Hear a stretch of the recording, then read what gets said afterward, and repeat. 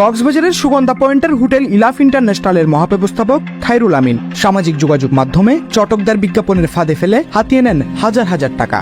অভিযোগ আছে, এক খায়রুলের হাতেই এমন প্রতারণার শিকার হয়েছেন অসংখ্য মানুষ।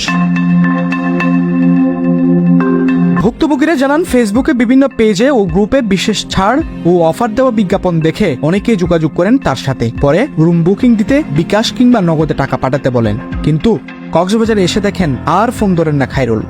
পরিচিতদের ফোন রিসিভ করলেও বিভিন্ন অজুহাত দেখিয়ে মেরে দেন অগ্রিম বুকিং এর টাকা। আসলে আমার অভিযোগ হচ্ছে, আমি প্রতারণার শিকার হয়েছি। হোটেল ইলাফ ইন্টারন্যাশনালের মহাব্যবস্থাপক খায়রুল ইসলাম নাম, ওকে চিনি আনুমানিক 20 বছর যাবত। সেই সুবাদে আসলে ওর কাছে একটু হেল্প চেয়েছিলাম। ও নিজেই আসলে প্রস্তাব দিয়েছিল যে কোনো সময় ট্রেনের ব্যাপারে বা হোটেলের ব্যাপারে যখন হেল্প লাগবে আমাকে তুমি জানাইও। স্বাভাবিকভাবে পরিচিত থাকলে তো একটু হেল্প নিতেই পারি। সেই সুবাদে আমি ওকে 11,900 টাকা পেমেন্ট করি বিকাশের মাধ্যমে, কিন্তু সে আমাকে টাকাটা দিয়ে দিচ্ছি করে ফেরত দেয় নাই। বিষয়টা এই কারণে আমি আসলে আইনের আশ্রয় নিতে চাচ্ছি, আপনাদের হেল্প চাচ্ছি, এবং আমার যে বিষয়টা আছে এটা আপনারাও সবাইকে অবগত করে দিবেন যেন এরকম প্রতারণার শিকার আর কেউ না হয়। খায়রুলের খুঁজে হোটেল ইলাফ ইন্টারন্যাশনালে গেলে তাকে পাওয়া যায়নি। তবে হোটেল কর্তৃপক্ষ জানান, তারাও খায়রুলের প্রতারণার বিষয়ে অবগত রয়েছেন। বিভিন্ন মানুষ ছাড়াও শুধু হোটেল থেকে আত্মসাৎ করেছেন 16,30,000 টাকা। তার বিরুদ্ধে আইনি ব্যবস্থা নেওয়ার প্রস্তুতিও নিচ্ছেন তারা। এর আগে এমন প্রতারণার কারণে মুসলেখা ও স্টাম্প নিয়েছিল হোটেল কর্তৃপক্ষ। আগে যে জিএম ছিল খায়রুল সাহেব, তার বিরুদ্ধে যত অভিযোগ করছে সবগুলো সত্যতা প্রমাণ আমরা পেয়েছি। ঠিক তদ্রুপ আমাদের হোটেল থেকেও 16,30,000 টাকা সে আত্মসাৎ করেছে। সে লিখিত আমাদের স্বীকারোক্তি আমরা তার কাছ থেকে নিয়েছি। সে আমাদের হোটেল এখানে নেই, তারপর ইলাফের নাম ভাঙিয়ে বিভিন্ন গ্যাসদের কাছ থেকে অ্যাডভান্স নিচ্ছে রুম দিবে বলে, কিন্তু রুম গ্যাসদেরকে দিচ্ছে না। টাকাগুলো রিসিভ করার পর গ্যাসদের সাথে দেখা করতেছে না। সে কিন্তু ট্রেনের বিজনেস করে না, সে ট্রেনের কর্মচারী না। বিভিন্ন গ্যাসদেরকে নিচ থেকে বলে আমি ট্রেনের টিকিট দিতে পারবো, এই বলে গ্যাসকে বলে আপনি আগে তাড়াতাড়ি অ্যাডভান্স করেন।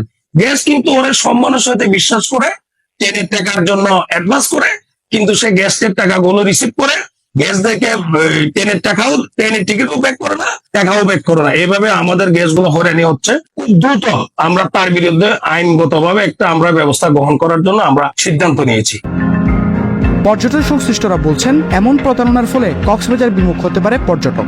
হোটেল বুকিং কিংবা ট্রান্সপোর্ট কিংবা ট্রেনের টিকিট বুকিং এর জন্য টাকা নিচ্ছে কথা আমি শুনেও আসছি, এবং 2 বা 3 জন ভুক্তভোগী সরাসরি আমার কথাও হয়েছে। খুবই দুঃখজনক ঘটনা এটা। পর্যটন শহর কক্সবাজারের পর্যটন বিজনেস প্রসারিত কিংবা বিকাশিত হওয়ার ক্ষেত্রে এটা খুবই নেতিবাচক প্রভাব ফেলবে বলে মনে করতেছি।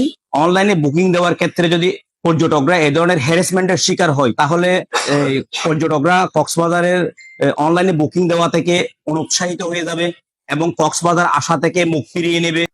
এরকম যদি কোনো ট্যুর অপারেটর বা যে কেউ করে, সেক্ষেত্রে পর্যটনের উপর বিরূপ প্রভাব পড়বে এবং দেশি বিদেশি যেসব পর্যটকরা কক্সবাজার আসে তারা মুখ ফিরিয়ে নিবে।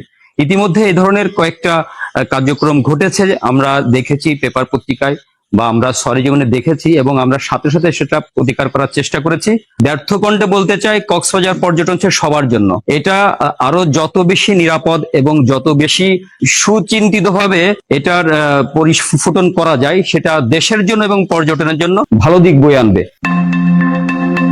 এদিকে অভিযুক্ত খায়রুলের সাথে যোগাযোগ করা হলে তিনি অভিযোগের কিছু অংশ স্বীকার করে নিউজ না করতে অনুরোধ করেন। না ঠিক আছে, নিউজটা আপনি করিয়েন না ভাই, প্লিজ এটা করিয়েন না, প্লিজ নিউজটা করিয়েন না প্লিজ। হ্যাঁ, আমি দেখা করবো, আমি আপনার সাথে দেখা করবো। টাকা খরচ করে বিনোদনের জন্য কক্সবাজারে বেড়াতে এসে মানুষ প্রতারণার শিকার হলে বিশাল ক্ষতির সম্মুখীন হতে পারে কক্সবাজারের পর্যটন শিল্প, এমনটাই মনে করছেন পর্যটন সংশ্লিষ্টরা। রহিদুল কবির, টেলিগ্রাম নিউজ, কক্সবাজার।